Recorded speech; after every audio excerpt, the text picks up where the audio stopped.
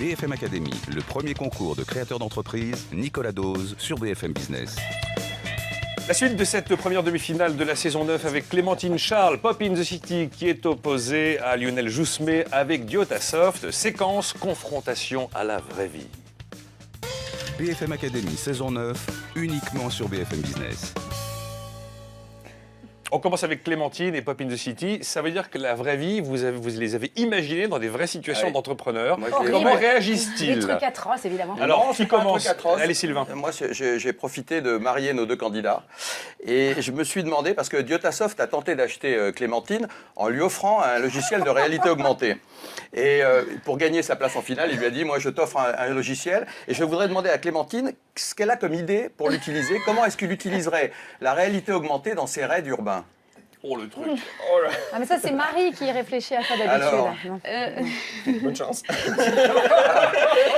Non, c'était trop réducteur. Il avait un logiciel pour regarder sous les jupes des filles et je trouvais ça un peu vulgaire. Ça, c'est pas mal aussi. Alors, comment est-ce que vous pensez qu'on peut faire rentrer la technologie dans vos raids pour faire autre chose que d'aller faire des cannelloni comme on l'a vu sur l'image ou non, mais ou de descendre en rappel. Est-ce que vous pensez qu'il y a beaucoup de gens qui font du urban gaming, etc. Est-ce que vous pouvez utiliser la réalité augmentée? Je ne sais pas comment ça peut se faire pour rendre vos raids un peu plus attractifs, un peu plus interactifs, un peu plus digitaux? Alors, pour moi, ils sont extrêmement interactifs, nos raids. Le but, c'est vraiment qu'il y ait de l'interaction humaine et c'est la base de Pop in the City. C'est pour ça qu'on s'est complètement désolidarisé du mouvement extrêmement tablette, etc. Où nous, on voulait vraiment qu'il y ait des interactions avec les gens. Ça, c'était la base du projet, puisque le but, c'était de faire se rencontrer des gens en Europe et pas juste des filles avec des tablettes dans des villes européennes. Okay. Il faudrait faire 250 garçons, 250 filles. Je peux vous dire qu'il y aurait de la rencontre et ça marcherait beaucoup mieux. Il y a du scoop. Un pic de pollution dégrade de façon sévère et persistante toutes les villes d'Europe. La concentration moyenne de particules a dépassé partout 75 microgrammes par mètre cube. Le seuil d'alerte est déclenché. On ne peut plus courir en Europe. Que faites-vous? Ce pic s'appelle le Front National. Non, pardon. On ferait un challenge solidarité avec des plantes carnivores pour absorber les particules de pollution. Bravo. Joli, joli. Ève Chegaray. Eh bien, vous êtes en plein développement, puisque ça va très bien, comme on le sait, des événements Kenzo, des deals peut-être avec des boîtes genre mythiques à venir, que sais-je. Et donc, grosse phase de recrutement. Vous, Clémentine, qui devez attirer de jeunes recrues ou des recrues de tous âges d'ailleurs, quelles promesses de marque employeur vous leur faites? Comment vous les attirez? Comment vous leur donnez envie de bosser plutôt pour vous que pour Google ou je sais pas qui? Je pense que déjà, il y a l'état d'esprit de la personne qui se présente pour travailler dans une start-up. Donc, c'est quelqu'un qui a envie de nouveautés. Il y a du risque, mais il y a aussi des possibilités d'évolution très rapides.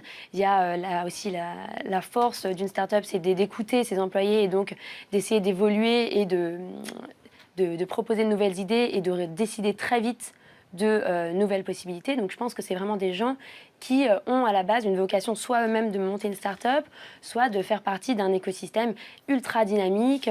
Et puis en plus, Pop in the City avec le côté très européen, de faire construire une communauté de femmes, etc.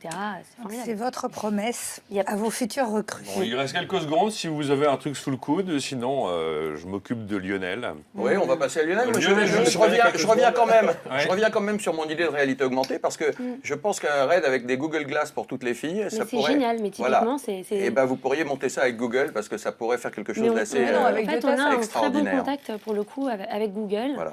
Et c'est tout à fait quelque chose qu'on On lance un appel à Google aujourd'hui, on ne sait jamais. Bon. Non, mais le roadbook en Google Glass. Très bien. La réalité augmentée en 3 dimensions, Diotasoft, Lionel Joussemet, qu'est-ce que vous lui avez réservé? Qu'est-ce que vous avez imaginé qui pourrait lui tomber sur le coin de la figure? Alors, moi, j'ai pas imaginé un truc qui lui tombe au coin de la figure. Moi, je reste dans la vraie vie. Moi, je suis chef d'entreprise, je dirige une boîte qui fait des thés, des infusions. Et je me demande ce que vous pourriez me proposer pour doper mes ventes. Comment est-ce que je pourrais utiliser, encore une fois, la réalité augmentée? Ça permettra à nos auditeurs et à nos téléspectateurs de comprendre ce que c'est. Qu'est-ce que vous pouvez me proposer en réalité augmentée qui me permettent à moi de doper mes ventes. Bon, Attention, il ne paye pas très cher. Hein. Un cas Attention, pratique, faites attention à l'ego, il est Un type redoutable. vient vous voir et vend du thé, mais il se demande si la réalité augmentée pourrait pas se glisser quelque part. Alors, Enfin, il paye en thé, quoi. Voilà. lorsqu'on conçoit des solutions utilisant notre technologie donc de réalité augmentée dans un contexte plutôt tourné vers le commerce, il est vrai que généralement on s'intéresse plutôt à on est plus pertinent dans le cadre de commerce avec des produits qui sont très personnalisables et très customisables. Donc on pense notamment au marché de l'automobile typiquement ou avec PSA, on équipe par exemple le DS World pour pouvoir leur permettre de changer la carrosserie de la Alors, pour voiture, le thé, changer ça les jantes, des donnerait choses quoi comme ça.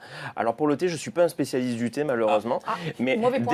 dès lors qu'il y a en fait qu'il y a une diversité à présenter, une diversité produit, et dès lors qu'elle est matérialisable visuellement, mais ça il faudrait qu'on y réfléchisse ensemble, c'est vous le spécialiste du thé, on pourrait très certainement matérialiser cette diversité justement et ces éléments qui différencient votre offre à vous par rapport à celle de vos concurrents grâce à la réalité augmentée. Mais en effet, il faudrait peut-être aller vers des technologies davantage tournées vers l'olfactif que vers la vision. Ah, une Tu idée. voudrais pas faire, quand tu es sur le e-shop, tu as les odeurs qui sortent des Bah, différentes...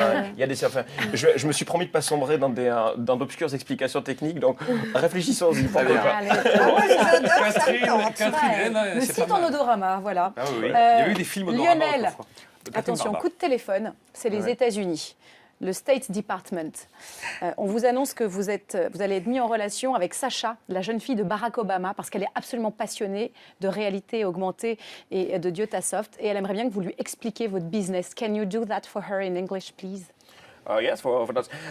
The augmented reality is a solution allowing to provide very innovative solution to materialize the digital data in the human space, the human inside which the human evolve. And for the Obama's daughter, I'd be able to provide. Sasha, sorry. Yeah. She's 13. It will be possible to provide a very ludic application of augmented reality. Thank to you. augmented to Thank you, Lionel.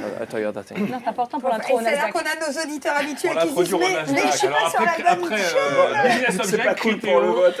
Diotasoft sera la troisième plus grosse introduction Mais IPO C'est au pour ça que Nasdaq. j'ai envie de commencer à entraîner Lionel. Ouais, ralaise. Merci, Ça, c'est le thank truc, you. c'est le machin que t'attends pas et chlaka. Mais non, C'est nous- très entretien de recrutement Nous- des années 80. Oh, dis donc. nous ne pouvons pas. Je ne suis pas Elle a vieille, bien vous connu savez. les années 80, Catherine. Bon, Elle s'inspire, elle s'inspire. Tu me Alors, fais un rire. petit cas Ève. pratique. Vous le savez, Lionel, j'entraîne des patrons de start-up à préparer leur prise de parole en public. C'est entre la formation et le coaching. Diotasoft, c'est fait aussi pour la formation. Comment je pourrais m'en servir, moi, de la réalité augmentée ? De la même manière, enfin, ce qui est vrai, c'est que quand on s'intéresse au segment de la formation, on s'intéresse notamment à la formation qui concerne des systèmes complexes, des choses complexes. mais c'est très complexe, monter hein. une entreprise, c'est complexe. Et porter un projet d'entreprise et communiquer autour de lui, c'est complexe.